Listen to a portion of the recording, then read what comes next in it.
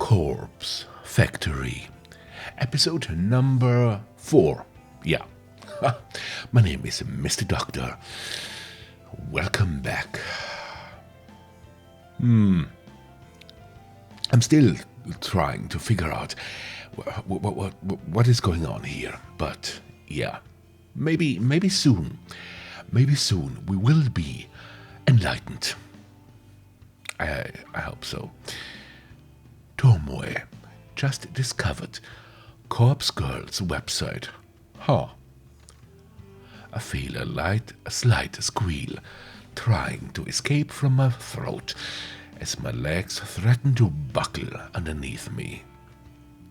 I can't take the excitement anymore, and I have to force my phone from my hands and bury it at the bottom of my handbag.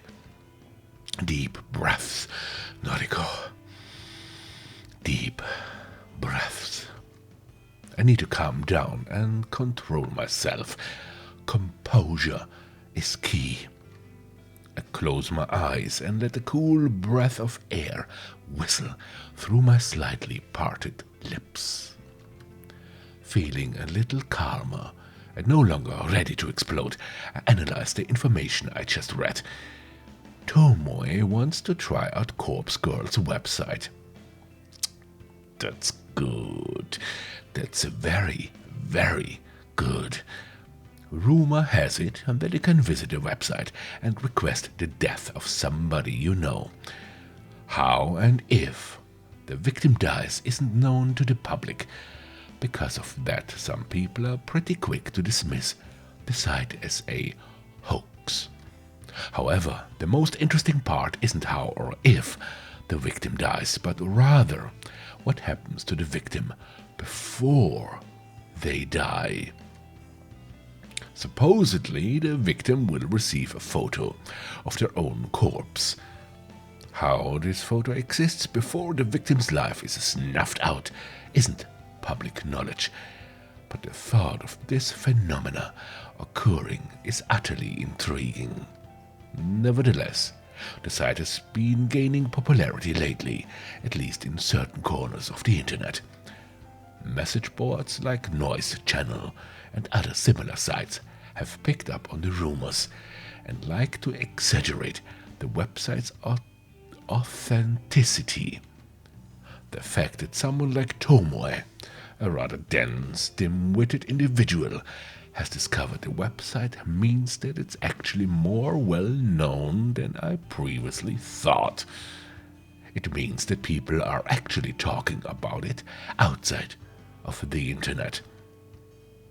Chances are good that Tomoe will want to try it out and request the death of someone in the office. A co-worker. Me, perhaps. She hates my guts as much as I hate hers. Finally, something exciting is going to happen in our dull workplace. The next station is Shinjuku. The doors on the right side will open. Please change here for the Chuo line, the Shonan Shinjuku line, the Saikyo line. As the automated announcement reads through a list of connecting train lines, I get ready to disembark. Train pulls to a stop, and I contort my body around the other passengers in an attempt to exit the train. Finally, free of the tangled mass of flesh, I hasten my pace and navigate through the labyrinthine station. I take the exit closest to my office and settle into a slow walk. I'm on time, and I never desire to reach the office any earlier than needed. It doesn't take long for the looming office tower to enter my field of vision. 32 stories of office space all crammed into one sleek, slim tower. The name Temujin is stamped across the structure in gigantic block letters. If you're looking for this building in Shinjuku, you can't possibly miss it. Temujin carries the title of Japan's third biggest banking corporation. It's a gigantic company with other branches in Kyoto, Osaka, Sapporo, Fukuoka, and a dozen smaller cities I don't even remember. I've worked here for close to 3 months now. Not a long time in the grand scheme of things. That said, I'm only a temp, and all I do is data entry. I work on the 14th floor, along with about 60 other junior employees, including gal girl Tomoe Watanabe. I don't speak to many of my co-workers. That's the way I like it.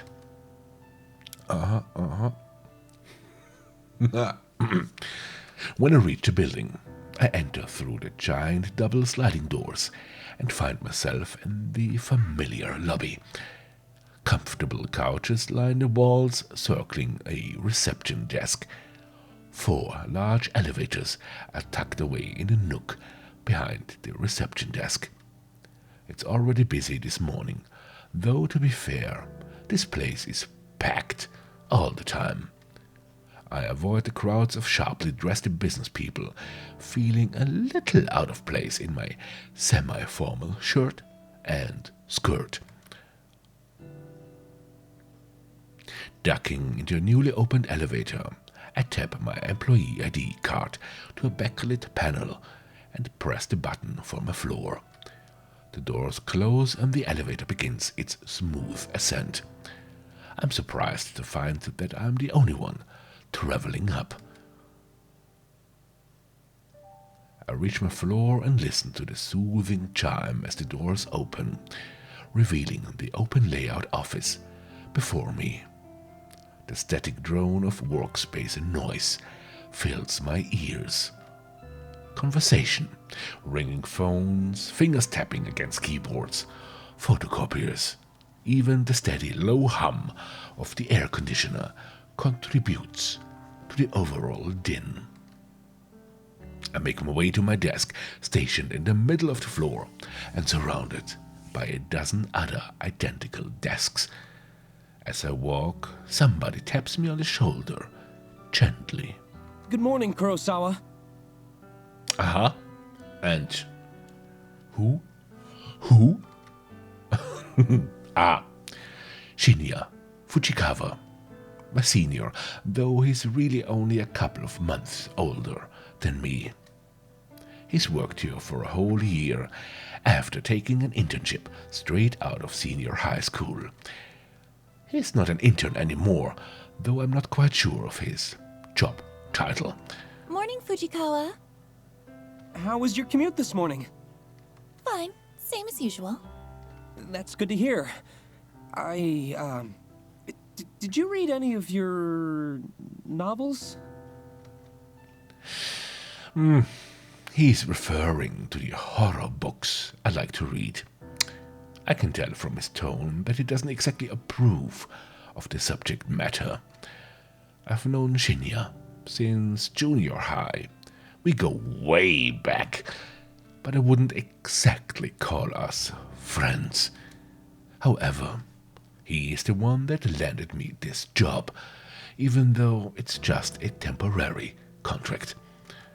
I've always had the feeling that he's a bit sweet on me. I could be way off the mark, though. Well, I couldn't get a seat on the train today. Too hard to read while standing. That's a shame. You, still haven't accepted my, friend request, did you know? I have to fight the urge to roll my eyes. He's a nice guy, but we were connected on Noise once before, and I had to delete him. He's super obsessed with his father's detective work, and all he ever posts about is his assumptions and theories on petty crime cases. Normally I'd find anyone on my friend list fascinating, but here's the thing. Shinya never posts about his personal life, Olive writes long-winded rants on boring cases. It's far beyond the amount of dullness even I can stand. I fish my phone out of my handbag and pretend that I'm looking at noise. Oh, how about that? Looks like I don't have any incoming friend requests. Ooh, how about that? I quickly dip my phone back into my bag. How peculiar. Well, I'll try and nudge again later. Sure, no problem. Well, anyway, I better get to it. Work hard today, okay? You got it. Will he be one of our victims? I don't think. Maybe. I mean, he's a nice guy, apparently. But you never know. You never know. Shinya offers a formal bow and goes on his way.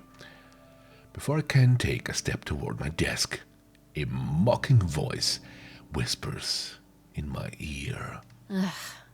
How long are you gonna lead on sweet little Shinya? I think we have found a victim. Yep. I shiver and find Tomoe Watanabe lurking right behind me, buzzing around my neck like an irritating mosquito. That poor boy really has the hots for ya. When are you gonna tell him you're a cold-hearted psycho? Listen, I'm not leading him on, and I'm no psycho. Sounds like something a real psycho type would say, don't you reckon? Of course. This is none other than Gal Girl Tomoe, the very same brain-dead moron who posted this morning about wanting to try Corpse Girl's website. She's the kind of person that likes to stir up trouble and instigate conflict.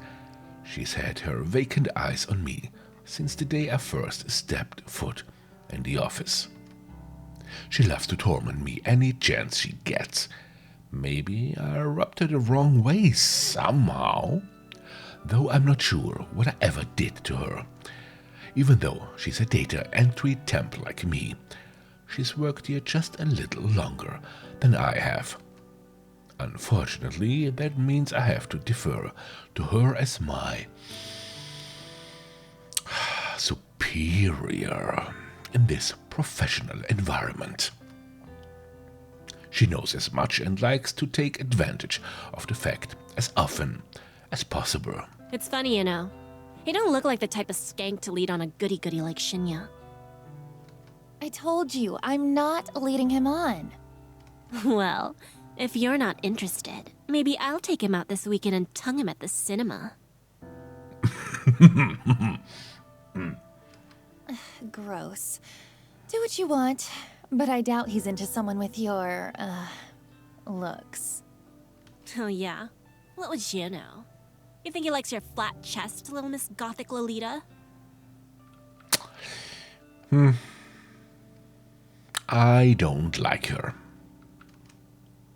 I know I should shrug off comments such as this, and normally I would, but backing down from Tomoe isn't something I can do easily. I'll give you a tip. Guys like Shinya are smart, clever. If you want to impress him, don't let him know your head is as full of air as your inflatable breasts. Ooh, that was a good one. A flash of crimson lights up Tomoe's face, and she looks all ready to lash out at me. A group of co-workers, juniors like us, look over to us in concern.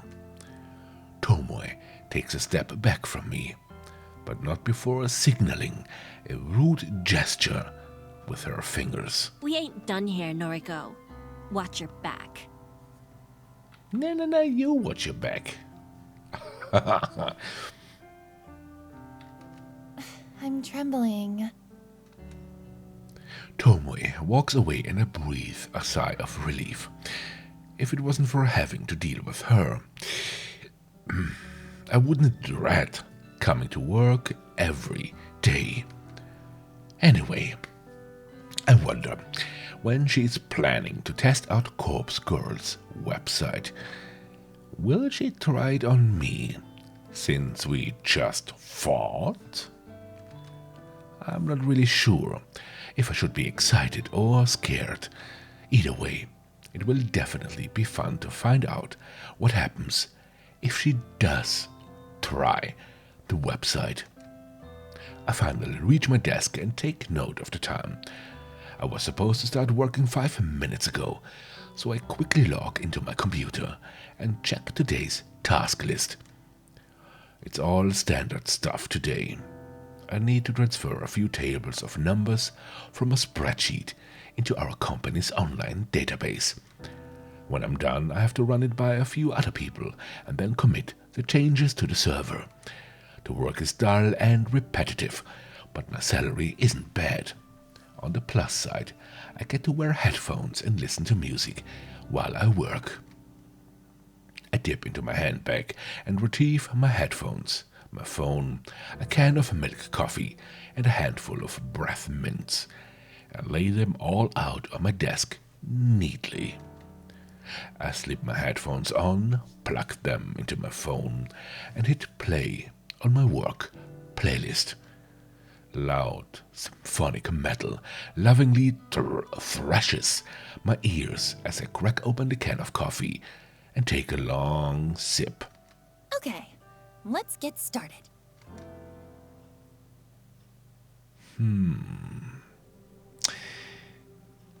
See, makes me wonder if she is behind this website.